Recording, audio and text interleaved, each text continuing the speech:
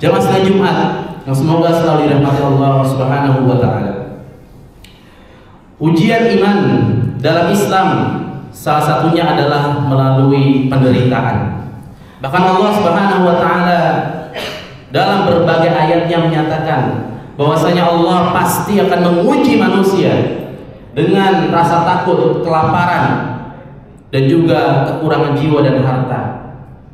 Manakala manusia bisa melewati semua ujian itu dengan ikhlas, sabar, dan tenang, niscaya Allah Subhanahu wa taala akan meninggikan derajat untuknya. Allah Subhanahu wa taala berfirman, "A'udzubillahi minasyaitonir rajim. Wa la nabluwannakum bisyai'in minal khaufi wal ju'i wa naqsin minal amwali wal anfusi wath thamarat." Allah Subhanahu wa taala pasti akan menguji kalian dengan rasa takut, kelaparan, kekurangan jiwa, harta, dan buah-buahan. Wa basyiris sabirin. Dan sampaikanlah, kata Allah, berita bagi orang-orang yang sabar. Penderitaan adalah bagian dari ujian daripada keimanan. Oleh karena itu, para ahli sufi, para ahli tasawuf menyatakan bahwa ujian penderitaan itu termasuk wujhat min at-ta'aruf, adalah upaya Allah Subhanahu wa taala untuk supaya seorang hamba lebih dekat dengannya. Upaya dari Allah Subhanahu wa taala supaya manusia memperdalam kecintaan kepadanya dan melupakan kemolekan daripada kehidupan duniawi. Namun masalah penderitaan dari ujian yang Allah Subhanahu wa taala berikan ini, sebagian manusia ada yang salah kaprah dalam memahaminya. Ada yang menyatakan bahwa ujian penderitaan itu adalah bagian dari tolak ukur keimanan dan ketakwaan kepada Allah Subhanahu wa taala.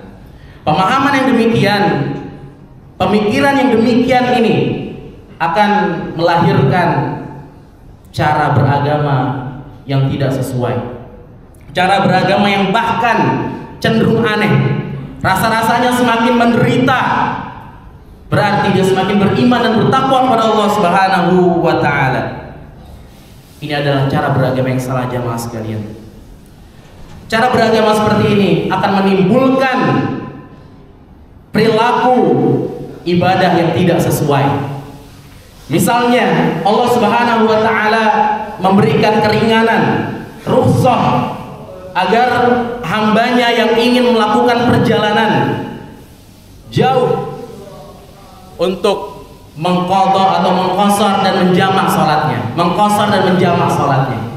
Kalau dia berpergian di waktu zuhur, maka dia diperbolehkan untuk menggabungkan salatnya dan meringkas salatnya sekaligus. Kalau misalkan di waktu zuhur, berarti jamak takdim dan juga qasar, 2 rakaat zuhur dan 2 rakaat asar. Ini adalah rukhsah dan keringanan dari Allah Subhanahu wa taala karena kasih sayangnya kepada kita. Namun sebagian manusia yang punya pemikiran bahwa penderitaan adalah bagian daripada ujian keimanan, tolak ukur daripada keimanan dan ketakwaan pada Allah Subhanahu wa taala, mereka tidak mau untuk mengqadha dan mengqasar salatnya, tidak mau mengqasar dan menjamak salatnya. Hanya karena dia merasa bahwasanya ibadah dengan cara seperti itu tidaklah sempurna, tidaklah afdal. Padahal siapa yang memerintahkan seperti itu? Allah Subhanahu wa taala melalui lisan nabinya sallallahu alaihi wasallam. Namun perasaan orang tersebut menyatakan dan mengatakan tidak afdal, tidak sempurna ibadah seperti itu. Tentu ini adalah hal yang sangat-sangat keliru. Ibadah bukan menggunakan perasaan, tapi ibadah menggunakan dalil berupa Al-Quran dan Sunnah.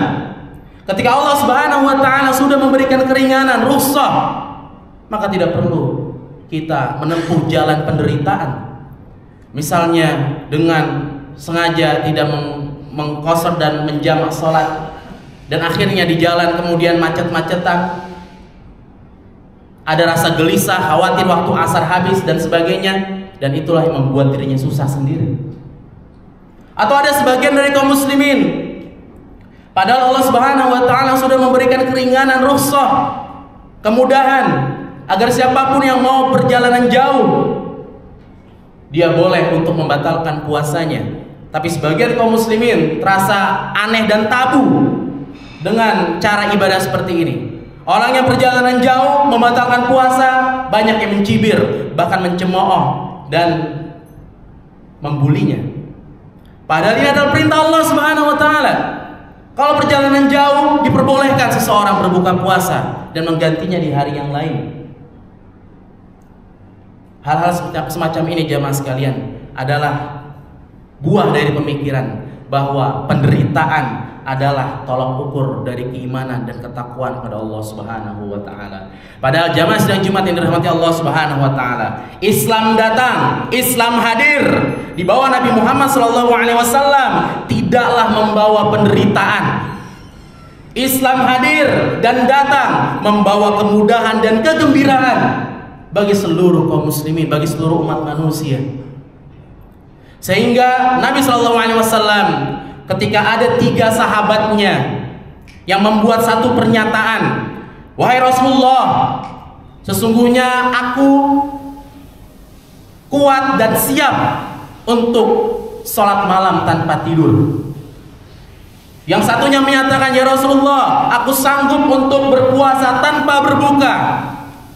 Dan sahabat yang satunya lagi menyatakan, ya Rasulullah, aku sanggup untuk tidak menikah, karena menikah akan menghalangi seseorang dalam beribadah.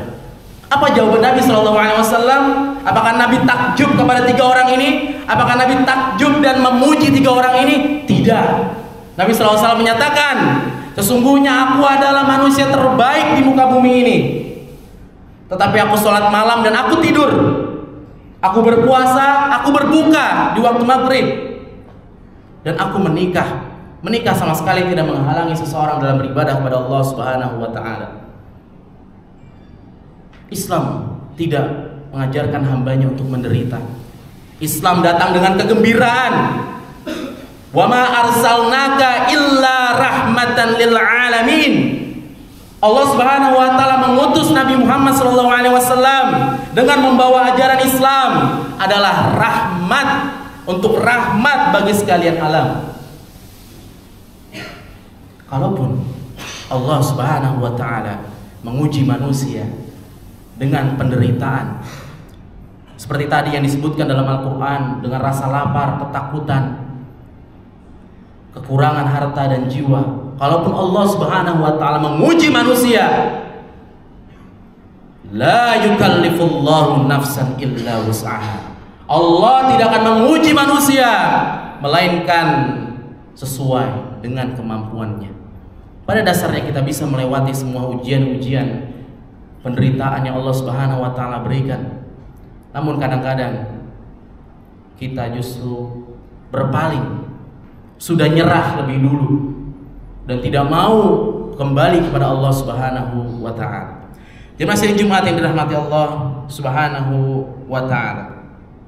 Dengan begitu, dari sini kita bisa mengambil pelajaran.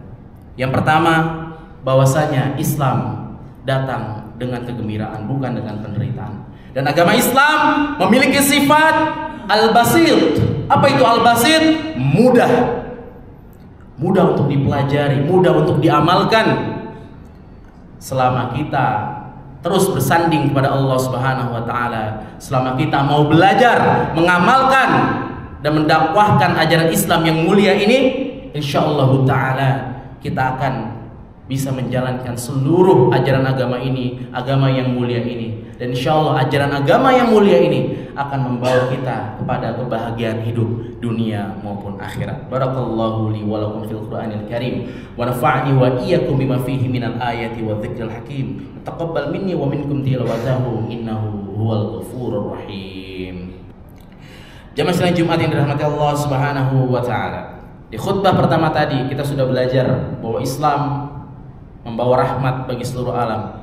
Islam membawa kegembiraan, bukan penderitaan. Lalu pertanyaannya, apakah di dalam Islam kita boleh bersenang-senang? Apakah kita boleh berbahagia, bergembira, mengungkapkan kegembiraan di dalam ajaran Islam? Tentu saja jawabannya adalah boleh.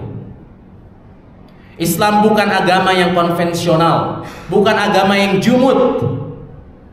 Islam adalah agama yang berkemajuan dan sangat-sangat memahami bahwasanya manusia adalah makhluk yang utopis.